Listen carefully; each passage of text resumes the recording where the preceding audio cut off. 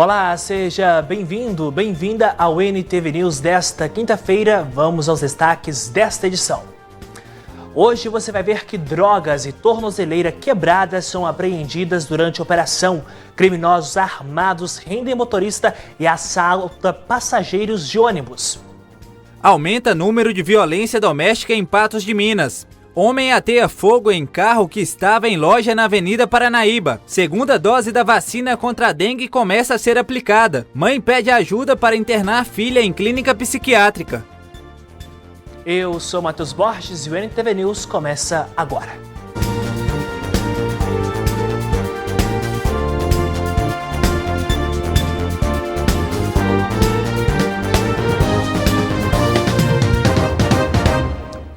Hoje é quinta-feira, dia 22 de agosto de 2024. Que Deus te guarde e te proteja sempre. Uma excelente noite para você. Em mais uma fase da Operação Intervenção Integrada a Ocupações Territoriais Estratégicas realizada, 4 pessoas foram presas em Patos de Minas.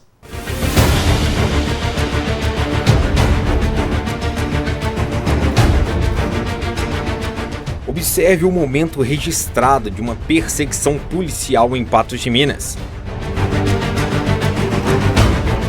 A perseguição aconteceu após a Polícia Militar realizar a Operação Integrada Ocupação de Territórios nesta quarta-feira, com o objetivo de combater crimes violentos na cidade. Dessa vez, a atuação foi direcionada para os bairros Padre Eustáquio e Cerrado e culminou com a prisão de 4 suspeitos. Durante as abordagens, os policiais militares flagraram 2 homens que estavam armados. Foram encontrados 2 revólveres com eles, um calibre 38 e o outro calibre 32, além de 16 munições de calibre 38 e 6 munições de calibre 32. Os 2 suspeitos foram presos por porte ilegal de arma de fogo. Ainda durante a operação, a Polícia Militar também apreendeu porções de maconha e haxixe, balança de precisão e R$ 450 em dinheiro, sem comprovação de origem. Uma motocicleta também foi apreendida. Além disso, a Polícia Militar prendeu uma pessoa que recebeu determinação de cumprir medidas cautelares, mas havia rompido a tornozeleira eletrônica. As 4 pessoas detidas foram encaminhadas para a delegacia de plantão da Polícia Civil e ficarão à disposição da Justiça. Nós somos uma polícia de prevenção criminal, de preservação da ordem pública.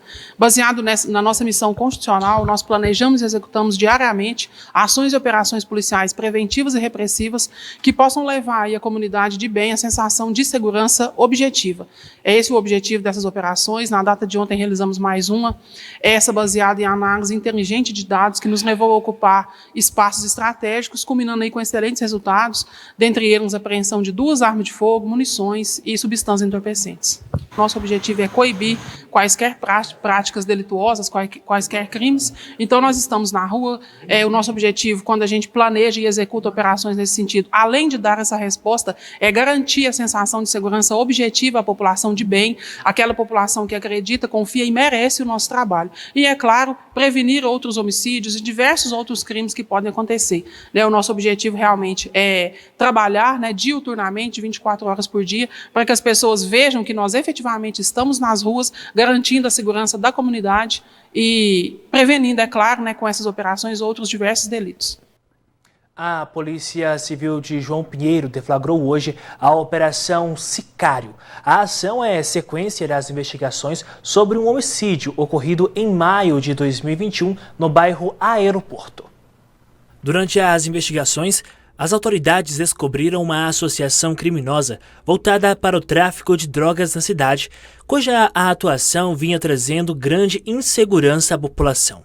As investigações apontam que o grupo desarticulado era responsável por grande parte do tráfico de drogas na região e tinha ligação direta com o crime organizado, envolvendo-se em práticas violentas como assassinato ocorrido no ano de 2021 para manter o controle territorial e eliminar concorrentes. A operação contou com a participação de 12 policiais civis e o apoio de 9 policiais penais, que auxiliaram no cumprimento dos mandados de busca e apreensão em diversos pontos da cidade. Como resultado, 2 pessoas foram presas em flagrante, um homem e uma mulher, ambos de 19 anos de idade, envolvidos no tráfico de drogas. Além disso, apreendemos diversos materiais relacionados à atividade criminosa que estão agora sob nossa análise. As investigações apontam que o grupo desarticulado era responsável por grande parte do tráfico de drogas na região e tinha ligação direta com o crime organizado. A Polícia Civil reafirma seu compromisso com a segurança da população e informa que as operações para combater o crime organizado na região continuarão. Parabéns ao delegado de João Pinheiro por mais uma ação. E olha só, o ano de 2023 apresentou redução de 14,71% no quantitativo de vítimas do sexo feminino de crimes violentos em Minas Gerais, em comparação ao ano de 2022. Entretanto, neste comparativo, Patos de Minas registrou aumento no número de violência doméstica.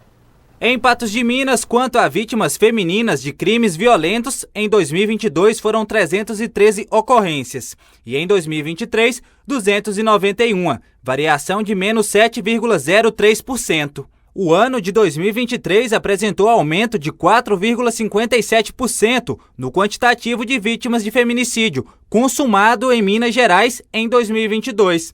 Patos de Minas ganhou destaque. Segundo os dados, em 2022 foram 11 mortes e em 2023, 4, variação de menos 63,64%. No quantitativo de vítimas de violência doméstica contra a mulher em Patos de Minas, em 2022 foram 4.103 e no ano seguinte, 4.342, variação de 5,83%. Nesta nossa primeira edição, agora são 7h04. Vamos ao Fórum Olímpio Borges, aqui em Patos de Minas, onde acontece mais um julgamento e a nossa equipe acompanha ao vivo. Boa noite, Isabela Sanches. Boa noite, Matheus. Boa noite para você aí de casa que acompanha o NTV News. Nós estamos aqui no Fórum Olímpio Borges de Patos de Minas em mais uma noite de julgamento. Hoje aconteceu mais um julgamento de um crime que aconteceu em setembro de 2023. O julgamento de hoje envolveu um réu de 49 anos que foi acusado de matar a ex-companheira, Bruna Emanuele, na época de 39 anos. O corpo da vítima foi encontrado às margens da BR-040, ali próximo à região de São Gonçalo do Abaeté. Bruna ficou desaparecida por alguns dias. Foi então que os familiares entrou em contato com a polícia e começaram as investigações. Os policiais então encontraram o corpo da Bruna. O corpo estava decapitado e queimado. Eles já chegaram ao suspeito, porque Bruna e o acusado mantinham um relacionamento de 17 anos. Em uma operação conjunta, a Polícia Militar de Minas Gerais com a Polícia do Estado de Goiás encontraram o então suspeito na sua residência na cidade de Catalão. Ele acabou se entregando e confessando o crime. E nesta quinta-feira aconteceu o julgamento e ele foi julgado a 25 anos e 4 meses de prisão. Certo, Isabela, que história lamentável, mas em que agora os familiares têm um respaldo da justiça. Isabela, muito obrigado pelas informações. Qualquer novidade é só nos acionar. Bom, agora a gente faz um rápido intervalo e na volta a gente fala sobre o aumento no número de violência em Patos de Minas. E carreta tomba e carga fica espalhada pela BR-365. Voltamos já.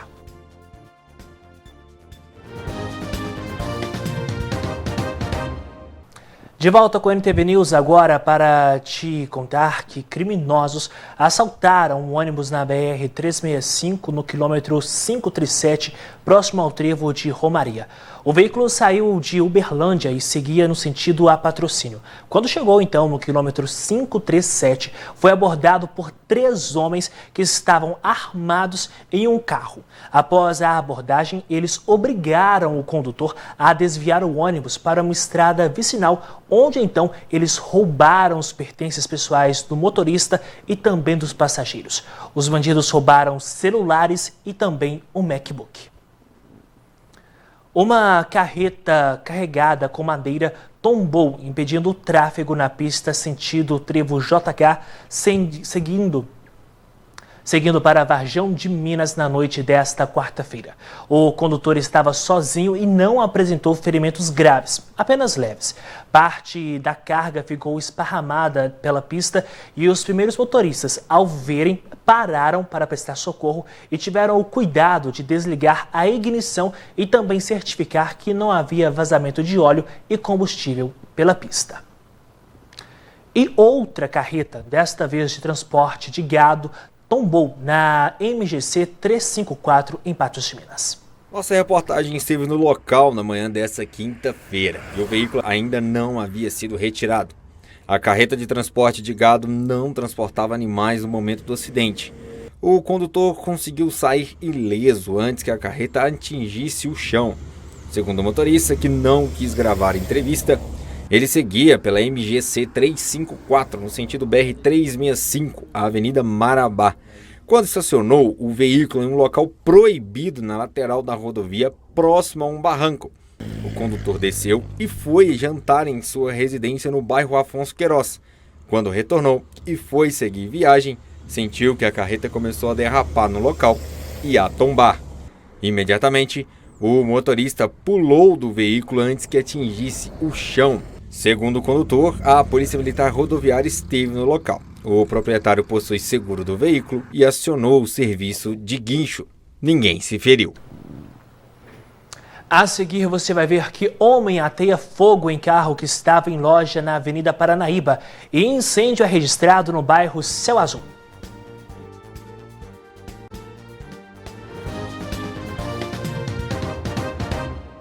Na madrugada desta quinta-feira, um homem ateou fogo em um carro que estava em uma concessionária na Avenida Paranaíba, esquina com a rua Joaquim das Chagas. Nas imagens, a forma como ficou bastante danificado o veículo, o chão queimado e o problema causado pelo incêndio. Que no início da madrugada desta quinta-feira foram deslocados viatura auto-bomba-tanque e auto-salvamento leve do Corpo de Bombeiros, com um total de 4 militares. No local, um veículo Fiat Strada vermelha, estacionado dentro da loja, estava incendiado. Posteriormente, com imagens capturadas pela câmera de segurança, foi constatado e possa se tratar de um possível incêndio criminoso. Nossa reportagem esteve no local e, em conversa com o proprietário, que não quis gravar a entrevista, ele informou que o prejuízo chega aos R$100 mil com dano do veículo e também partes da estrutura da loja. Nós fomos acionados por uma testemunha, segundo ela, já percebeu as chamas no veículo ali na Avenida Paranaíba. As nossas equipes, então, foram ao local, realmente havia as chamas, um veículo já havia sido danificado, bem como parte do teto lá do estabelecimento comercial. Nós, então, iniciamos as buscas por informações, imagens, e foi possível visualizar, através de uma imagem de câmera de segurança, que por volta de 4 da manhã passa um indivíduo de roupa preta, com boné preto também, e joga um objeto. Logo em seguida, iniciam-se as chamas. Então, baseado nessas informações, nós estamos ainda, até esse momento, buscando maiores informações, outras imagens de câmeras de segurança que possam identificar a pessoa que provavelmente ateou fogo lá nesse local. O proprietário lá do estabelecimento foi ouvido, passou algumas informações para nós, inclusive relatou que não tem suspeitos, mas as imagens mostram que o indivíduo passa, joga um objeto. Após essa ação dele, iniciam-se as chamas. Tudo indica, então, que esse indivíduo causou esse incêndio. Mas, como eu disse, nesse momento nós estamos em busca de maiores informações, outras imagens que possam efetivamente elucidar o que aconteceu e, se for o caso, identificar e efetuar a prisão desse autor. Um incêndio em uma vegetação próxima à fazenda Lanhosos foi registrado e deixou rastros de destruição. No local foi verificado um incêndio de grandes proporções em uma área de lavoura e propagando em diversas direções, inclusive atingindo a área de preservação ambiental da fazenda. O combate foi realizado. Além disso, funcionários da fazenda apoiaram na ação para que o fogo pudesse ser contido. O trabalho começou por volta do meio-dia e só terminou às 8h30 da noite. Bom, nesta nossa primeira edição, são 7 horas da noite e 16 minutos. Agora nós vamos falar de uma sequência de incêndios que tem acontecido em Patos de Minas e em toda a nossa região. Mostramos agora há pouco esse incêndio registrado em um carro, em uma concessionária em que a polícia investiga. Nós mostramos agora esse incêndio nesta área de pastagem que acabou afetando uma área de reserva da Fazenda Lanhosos. Isso, muito obrigado. Eu queria que essas imagens desta fumaça pudessem te fazer nesse momento refletir o que isso impacta no nosso meio ambiente. A gente fala tanto e cobramos tanto sobre o trânsito, sobre outras ocasiões, mas a gente precisa também falar sobre os incêndios que vêm sendo registrados em Patos de Minas, em toda a nossa região. Quando nós vemos uma fumaça como essa e tantas outras, não é apenas um dano para o dono da fazenda, é um dano para toda uma sociedade, é um dano para o meio ambiente que já nos cobra e pode nos cobrar ainda mais caro por ações unicamente humanas. O incêndio foi registrado na rua Onaldo Lima, no bairro Jardim Céu Azul. O fogo começou em um lote vago e se alastrou rapidamente. De acordo com os comerciantes e moradores da região, o fogo começou por volta das 7 horas da noite, em um lote vazio e se espalhou rapidamente, afetando gravemente os comércios localizados ao lado. O incêndio, que durou cerca de 40 minutos, causou danos significativos aos estabelecimentos comerciais, cujas paredes fazem divisa com o lote afetado. Muitos desses comércios sofreram prejuízos notáveis nas suas estruturas e sistemas elétricos. A CEMIG foi acionada para reparar os danos na rede elétrica provocados pelo incêndio. Além disso, o proprietário dos comércios afetados informaram que haviam tentado comunicar várias vezes à prefeitura sobre a situação do lote vazio, que estava em estado de abandono e acumulava sujeira, sem receber a devida manutenção.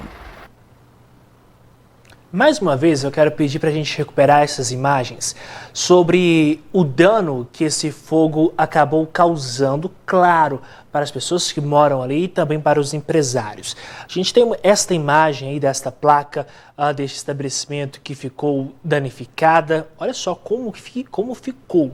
Tudo isso por causa de uma ação humana e também por falta de diversos motivos que são questionáveis.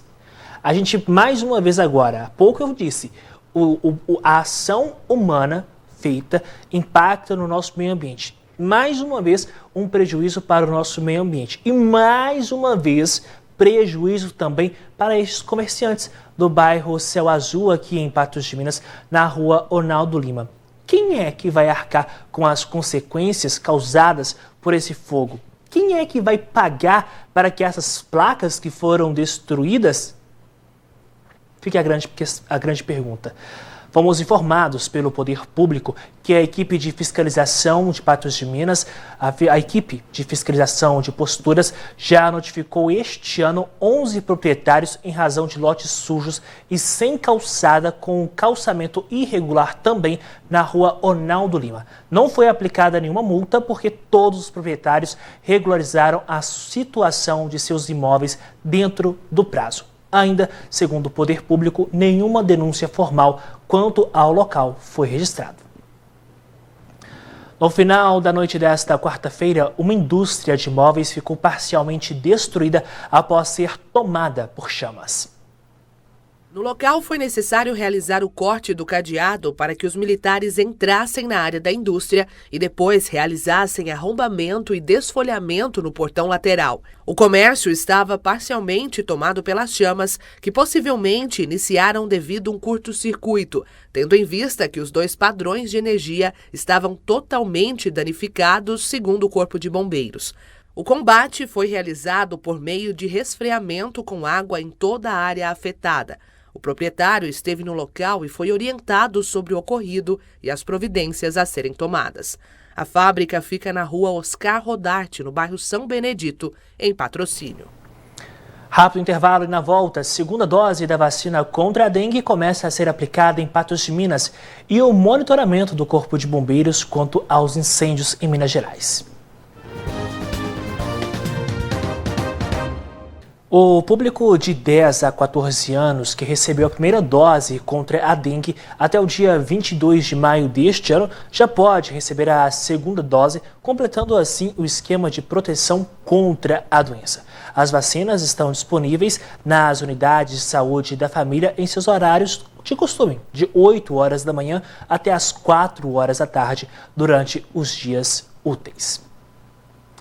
O Agosto Dourado é uma campanha que visa estimular a amamentação e também a doação. Só para se ter ideia, 1 litro de leite doado pode nutrir até 10 recém-nascidos. Você vai conhecer agora projetos que, pensando na saúde do bebê e bem-estar das mães, auxiliam o leitamento. O leite materno é o melhor alimento para o bebê. É de fácil digestão, ajuda no desenvolvimento da criança e protege contra doenças. Acontece que, por diversos fatores, muitas mamães não conseguem amamentar. Rayane, por exemplo, está com a filha que nasceu prematura e internada e por isso precisa extrair leite para a pequena. Ela aproveita a oportunidade para também doar.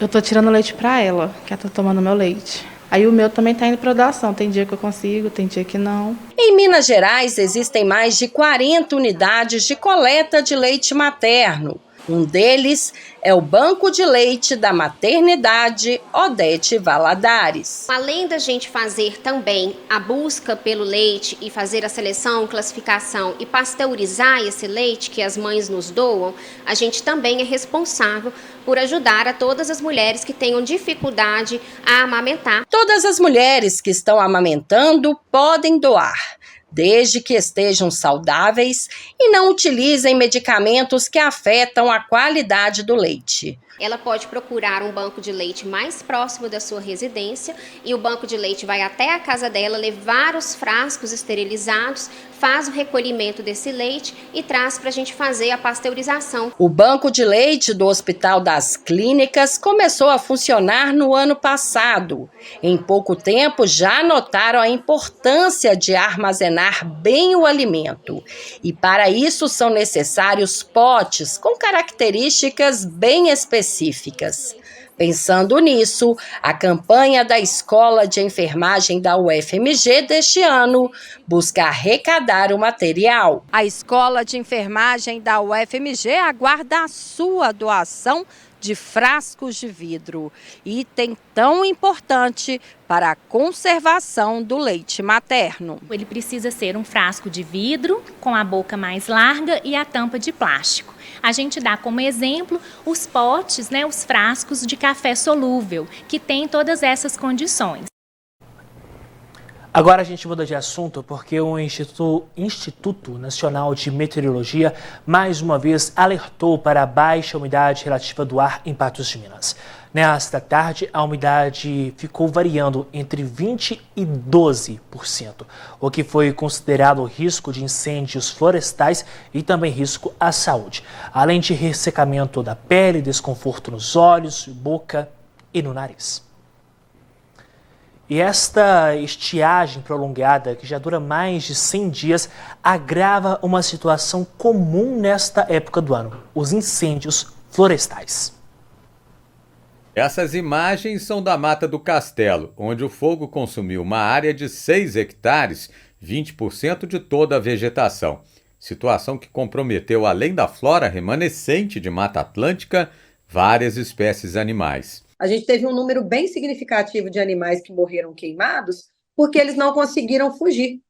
Justamente porque muitos determinaram que ali era a região que eles tinham que se adaptar e que a delimitação era só aquela ali. Então, a gente já tem um número muito restrito de áreas preservadas nos ambientes urbanos em que esses animais escolheram e delimitaram o território. Só neste ano de 2024, de acordo com o Corpo de Bombeiros, já foram registradas quase 14.900 ocorrências. Cerca de 85% foram nos meses de maio a agosto. O número já corresponde quase ao total de registros do ano passado, que foram mais de 17 mil. A quantidade de dias seguidos sem chuva faz aumentar o número de focos de incêndio em todo o estado. Esses parques, essas áreas verdes que estão pegando fogo, elas acabam formando corredores ecológicos, ou seja, elas são a continuidade de áreas que são preservadas, que estão mais distantes dos centros urbanos. E como esses corredores ecológicos servem para justamente aumentar a área de sobrevivência e de territorialidade desses animais, se a gente diminui com a queimada, essas espécies diminuem também. Na avaliação do INMET, o Instituto Nacional de Meteorologia, durante este período, as chuvas devem ficar bem abaixo da média climatológica, principalmente nas regiões Norte, Noroeste e Triângulo Mineiro. É normal não chover nessa época do ano. E esse longo período seco, sem chuva, faz com que a gente tenha uma vegetação mais ressecada, o que favorece a propagação de incêndios. Tá? Então, lembrando que, conforme dados da Defesa Civil, a seca ela não é a causa do incêndio, mas o tempo seco ele favorece para que, uma vez iniciado uma queimada ou um incêndio, ele se propague rapidamente, principalmente no mês de agosto, que é o mês que a gente tem ventos mais intensos. Tá? Então, a propagação dos focos ela é mais rápida, e o que dificulta muito a condição do combate. Como consequência da estação seca e o aumento da temperatura, temos as floradas de várias espécies de árvores também cada vez mais cedo. Os ipês, por exemplo, o ipê amarelo, ele teoricamente só floresce em setembro, na primavera. Com os incêndios, a taxa de calor aumenta, esses ipês amarelos estão adiantando a floração. A gente já está vendo agora, em julho e agosto, o ipê amarelo florido. Horta comunitária é um espaço onde se pode produzir alimentos por meio de um trabalho voluntário. Em alguns casos, ela ajuda a solucionar problemas ambientais e sanitários, ocupando, por exemplo, terrenos abandonados. Em Patos de Minas, um destes locais foi averiguado pelo Instituto Mineiro de Agropecuária. Giovana Amaral cursa biotecnologia. Em processo de graduação, procura estar sempre atenta ao aprimoramento profissional. Um destes meios são as hortas comunitárias. É muito interessante, eu aprendo muito sobre plantas medicinais, ervas medicinais, que na biotecnologia isso é muito importante. E a gente está querendo trazer mais esses conhecimentos tradicionais para a atualidade, para a gente não perder esses conhecimentos.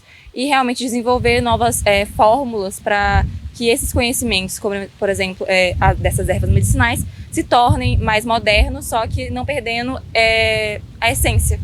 E é muito interessante ainda assim ver uma horta comunitária que não tenha agrotóxicos, que seja assim, boa para o meio ambiente. Mas, recentemente, a horta cuidada por moradores do bairro Nova Floresta foi alvo de averiguação por uso de agrotóxico, o que em relatório do INMA foi constatado o contrário. Perguntaram para minha esposa que tipo de agrotóxico nós usávamos lá. Expliquei para ele detalhadamente como se funciona aqui. Inclusive, a palavra agrotóxico de na horta ela é proibida de se dizer. Que nós só usamos produto biológico. Tive uma surpresa muito agradável, que fiquei muito feliz, muitíssimo. Vieram cá os dois, o chefe do INMA, mais o fiscal, falou: Solado, só estou de parabéns. O laudo está aqui na sua mão, venho pessoalmente trazer seu laudo.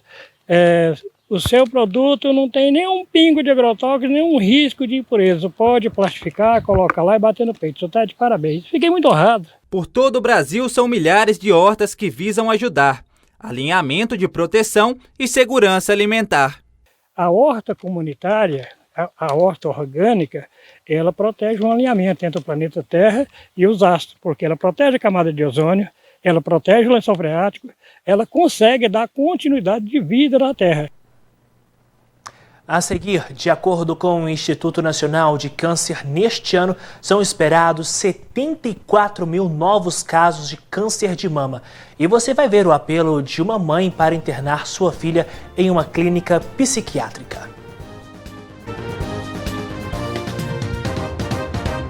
O Instituto Nacional de Estudos e Pesquisas Educacionais, Anísio Teixeira, publicou esta semana o edital do Exame Nacional do Ensino Médio, o Enem, para pessoas privadas de liberdade ou sob medida socioeducativa que inclua privação de liberdade neste ano. As provas serão aplicadas entre os dias 10, ou melhor, serão aplicadas no dia 10 e também no dia 12 de dezembro. E as provas do Exame Nacional do Ensino Médio vão acontecer em novembro. E a esta altura do campeonato, a preparação dos candidatos deve estar em ritmo acelerado. Um simulado da prova mostra que 60% dos alunos de escolas públicas aqui de Minas conseguiram pontuação suficiente para ingressar no ensino superior. Tanto a Secretaria de Estado da Educação quanto os alunos ficaram satisfeitos com o desempenho no primeiro simulado do Exame Nacional do Ensino Médio, o Enem. Realizado em maio deste ano, a ação contou com mais de 155 mil estudantes do terceiro ano do ensino médio, que vão receber um certificado de participação detalhado com informações sobre seu desempenho e possíveis cursos e universidades onde poderiam ser aprovados. 95 mil alunos obtiveram nota suficiente para ingressar em alguma universidade pública em Minas, o que representa 60% do total. Nós não tínhamos noção desse número e eu acredito que muitos dos estudantes talvez também não tivessem conhecimento assim de quais as universidades ou em quais cursos ele já poderia ingressar a partir do resultado que ele teve nesse simulado. E a gente espera que para o próximo simulado seja melhor ainda. Os simulados e demais ações que fazem parte da Maratona do Enem são feitos com o apoio de uma plataforma online adquirida pelo governo de Minas. O aplicativo oferece recursos interativos, conteúdos atualizados e ferramentas de diagnóstico que permitem uma preparação personalizada. Assim, a Secretaria de Educação conseguiu um raio-x da preparação, faltando menos de 3 meses para a aplicação do Enem. A cada avaliação, as atividades que ele vai desenvolvendo, ele consegue verificar sua nota e saber, dentro do curso que ele quer realizar, né, fazer aí o exame do Enem ao final do ano, se ele consegue, com o desenvolvimento que ele está tendo na plataforma, se ele conseguiria ingressar a alguma universidade. Nesta nossa primeira edição, agora são 7h39 e a partir de agora o nosso assunto é eleições. –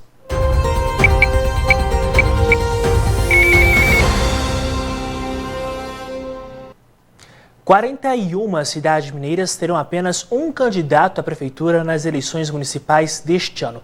O número é de mais que dobrou na comparação com as últimas eleições municipais. O município de Santana do Riacho, na região central do estado, abriga o Parque Nacional da Serra do Cipó e tem no turismo gerado por essa joia natural a principal fonte de receitas. Recursos que garantem serviços públicos para os 5.503 habitantes residentes aqui. Nas eleições deste ano, os eleitores da cidade vão ter apenas uma opção de quem vai gerir esses serviços a partir de 2025. O atual prefeito, Fernando Burgarelli, o Fernando da Farmácia, não tem concorrência. Nenhum outro cidadão registrou candidatura à Prefeitura de Santana do Riacho. A mesma situação se repete em outros 40 municípios em toda Minas Gerais, mais que o dobro das eleições anteriores. O maior deles em população é Corinto, com pouco mais de 23 mil habitantes. A menor é Pedro Teixeira, na Zona da Mata, com 1.810. Um contraste com o maior colégio eleitoral do estado, Belo Horizonte, que neste ano tem 10 chapas registradas. Bom Despacho e Ipatinga também tem uma dezena de candidatos cada. 422 cidades, quase metade do total, terão apenas 2 candidatos à prefeitura. A decisão de registrar ou não uma chapa depende muito do lado financeiro. O fundo eleitoral, que é muito alto, né, mais de 5 bilhões de reais, está concentrado nas cidades maiores, fazendo com que, então, nas cidades pequenas, os candidatos tenham que arcar com os custos de campanha e isso, às vezes, inviabiliza a disputa. A regra é simples e clara. Em cidades sem segundo turno, basta receber a maioria simples dos votos válidos, excluindo os brancos e nulos. Portanto, em cidades com candidatura única, basta apenas um voto, que pode ser o próprio voto da candidata ou do candidato. Cenário improvável seria o candidato não votar nem nele mesmo, o que obrigaria nova eleição na cidade. Para o cientista político, a falta de concorrência limita a inovação nas políticas públicas. A gente pode fazer uma analogia com uma fábrica de carro. O que seria de uma marca X se não houvesse inovações feitas por outra? Na política, a mesma coisa. O eleitor precisa de ter ofertas, ter alternativas para que as elites políticas possam melhorar cada vez mais e entregar melhores políticas públicas. E a gente acrescenta a esta matéria que o atual prefeito de São Gonçalo do Abaeté, Fabiano Lucas do Avante, não terá concorrentes nas eleições de outubro. De acordo com a legislação eleitoral, em tese, o prefeito depende apenas de um voto para ser reeleito.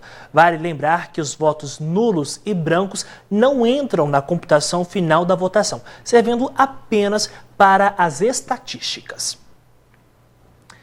E o Tribunal Regional Eleitoral de Minas Gerais enviou quase 500 urnas eletrônicas para Poços de Caldas, no sul de Minas. As quase 500 urnas eletrônicas que serão utilizadas em Poços de Caldas, Campestre e Bandeira do Sul, enviadas pelo Tribunal Regional Eleitoral pelos Correios, já estão guardadas em um local com forte esquema de segurança e vigiadas 24 horas por dia. As urnas serão abastecidas com os programas que trazem os nomes dos candidatos a prefeito, vice e vereador. Este procedimento é feito com a presença de autoridades e representantes dos partidos políticos. A gente insere nelas os dados dos candidatos, dos eleitores, e isso vai ser feito na última semana de setembro. E elas são encaminhadas para as sessões eleitorais no dia das eleições, dia 6 de outubro. A previsão é que as urnas eletrônicas cheguem a Patos de Minas entre os dias 26 e 30 deste mês. Para a zona eleitoral 210, são 232 urnas. Já para a 310, nós não obtivemos respostas até o fechamento desta edição. Agora são 7 horas da noite e 44 minutos. Esta é a NTV na cobertura das eleições de 2024.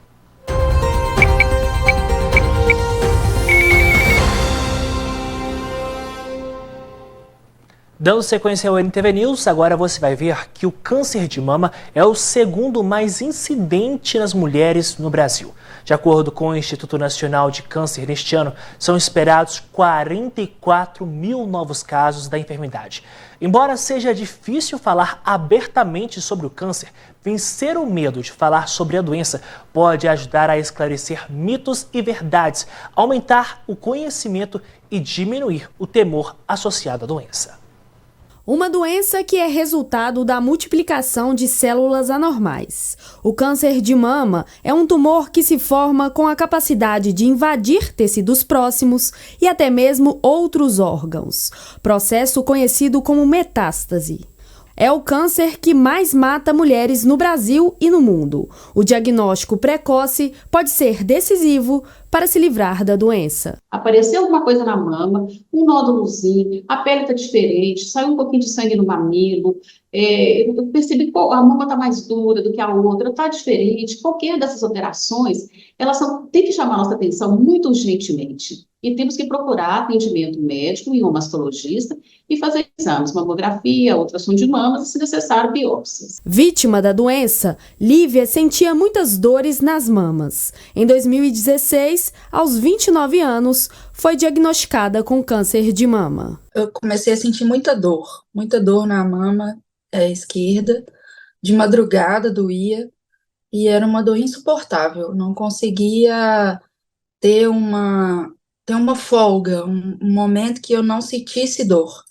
Eu sentia dor o tempo todo, uma dor aguda, uma dor bem local, como se eu tivesse levado uma pancada bem forte, mas bem forte mesmo, que nada passava. A mamografia ainda é a principal aliada na prevenção.